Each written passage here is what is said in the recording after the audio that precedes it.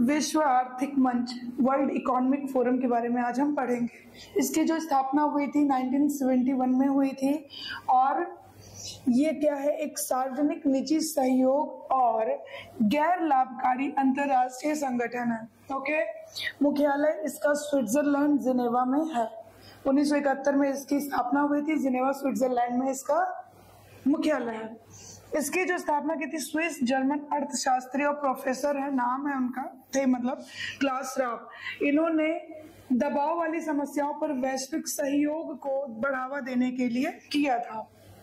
पूर्वी स्विट्जरलैंड के रेहतियन आल्प्स में लैंड वॉजर नदी पर स्थित दाओस दो गांव, कौन से, दाओस फ्लैट्स और दाओस डोर्फ से मिलकर एक बना एक रिजॉर्ट है। ठीक है। विश्व आर्थिक मंच शिखर सम्मेलन का 53वां संस्करण हुआ 2023 में। ठीक है, दाओस में हुआ और इसकी टाइमिंग थी 16 जनवरी से लेके 20 जनवरी 2023। ओके, ये डेट याद रखिएगा। थीम क्या था इम्पोर्टेंट, खंडित दुनिया में सहयोग, कोऑपरेशन इन अ फ्रेगमेंटेड वर्ल्ड। ओके, दावोस सम्मेलन, अब ये जो दावोस यानी स्विट्जरलैंड नामक स्थान पर जो वार्षिक सम्मेलन होता है उसमें भागीदारी कैसे होती है, केवल निमंत्रण के माध्यम से। ठीक है, चलिए अगली बात पे हम आते हैं अपने। दुनिया की स्थिति में सुधार लाना, इसका उद्देश्य क्या है, दुनिया की स्थिति में सुधार लाना। ठीक है, फोरम वैश्विक और क्षेत्रीय और औद्योगिक एजेंडों को आकार देने के लिए राजनीतिक, व्यापारिक, सामाजिक और शैक्षणिक क्षेत्र के अग्रणी नेतृत्व को एक साझा मंच उपलब्ध कराता है। ठीक है, यह एक स्वतंत्र और निष्पक्ष संगठन है जिसका स्वयं का कोई हित नहीं है। यह एक क्या है, स्वतंत्र और निष्पक्ष संगठन है जिसका स्वयं का कोई हित नहीं। यह फोरम स्विट्जरलैंड के पूर्वी आल्प्स क्षेत्र में दावोस में जनवरी के अंत में वार्षिक बैठक के आयोजन के लिए प्रसिद्ध है। अब ये तो हमने देख लिया, इसका उद्देश्य क्या है कि दुनिया की स्थिति में सुधार लाना, इसका खुद का कोई अपना हित नहीं है, औद्योगिक एजेंडों को आकार देना, राजनीतिक, व्यापारिक, सामाजिक, शैक्षणिक क्षेत्र में अग्रणी नेतृत्व को साझा देने के लिए ये एक मंच है, एक मंच के रूप में काम करता है। WEF वर्ल्ड इकोनॉमिक फोरम द्वारा प्रकाशित कुछ रिपोर्ट है जो बहुत ही इंपॉर्टेंट है। देखिए, ऊर्जा संक्रमण सूचकांक। अब ऊर्जा संक्रमण सूचकांक में भारत का स्थान है 67वां।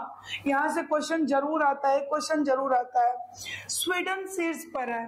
तो ऊर्जा संक्रमण सूचकांक में कौन नंबर 1 पे है, स्वीडन है। ठीक है, स्वीडन है और भारत कितने पे, 67वें। उसके बाद 120 देशों की सूची में शीर्ष 5 में याद रखिए डेनमार्क, नॉर्वे, फिनलैंड, स्वीडन। ठीक है, DNFS, Denmark, Norway, Finland and Sweden है। ओके, स्वीडन वैसे शीर्ष पर है तो इसे याद रखिएगा, Denmark, Norway, Finland and Switzerland. ठीक है, शीर्ष 10 देशों में फ्रांस 7वें एकमात्र। अब ये फ्रांस क्या है, G20 ग्रुप ऑफ 20 में जो देश हैं उसमें जो फ्रांस भी है, तो ग्रुप 20 देश का जो फ्रांस है वो टॉप 10 में, मतलब कि 7 में आता है। ठीक है, 7 में आता है। उसके बाद जर्मनी 11वें नंबर पर आता है, अमेरिका 12वें नंबर पे और यूनाइटेड किंगडम 13वें नंबर पर आता है। जर्मनी 11वें, अमेरिका 12वें और यूनाइटेड किंगडम यानी ब्रिटेन कितने पे आता है, 13वें नंबर पे आता है।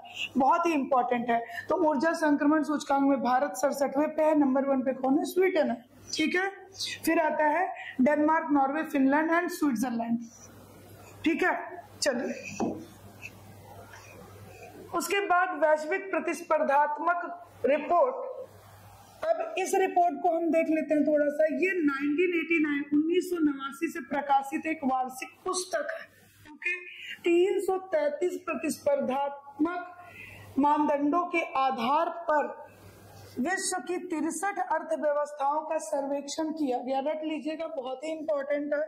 4 कारकों के आधार पर देशों की समृद्धि और प्रतिस्पर्धात्मकता को मापती है। अब वो 4 मानदंड कौन से हैं ये हमें जानना चाहिए।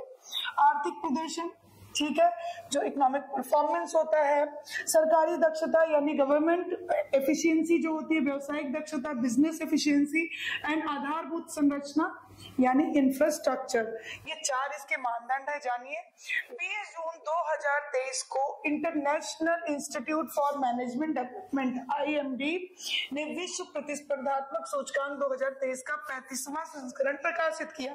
तो ये कौन सा था, सीधा यही क्वेश्चन पूछ ले तो ये 35वां था, 35 नंबर का था। ठीक है, भारत को 40वें स्थान पर रखा गया, 35 नंबर का था और भारत किस पे 40 स्थान पर है, तो प्रतिस्पर्धा में 40वें नंबर पर है।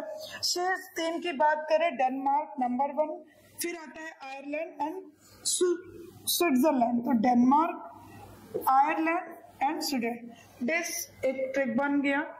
34 वर्षों के बाद, इसे जरूर याद रखिएगा, 34 वर्षों के इतिहास में पहली बार ऐसा हुआ है कि डेनमार्क टॉप पर रहा है, उससे पहले वो कभी टॉप पर नहीं रहा है। ठीक है, तो डेनमार्क फर्स्ट टाइम ऐसा हुआ है कि वो शीर्ष पर रहा है। इंपॉर्टेंट वैश्विक सूचना प्रौद्योगिकी रिपोर्ट, अब आता है वैश्विक सूचना प्रौद्योगिकी रिपोर्ट। ये भी किसके द्वारा प्रकाशित होता है, वर्ल्ड इकोनॉमिक फोरम के द्वारा। देखिए, वर्ल्ड इकोनॉमिक फोरम द्वारा इनसेट और कॉर्नेल यूनिवर्सिटी के साथ मिलकर इस रिपोर्ट को प्रकाशित किया जाता है।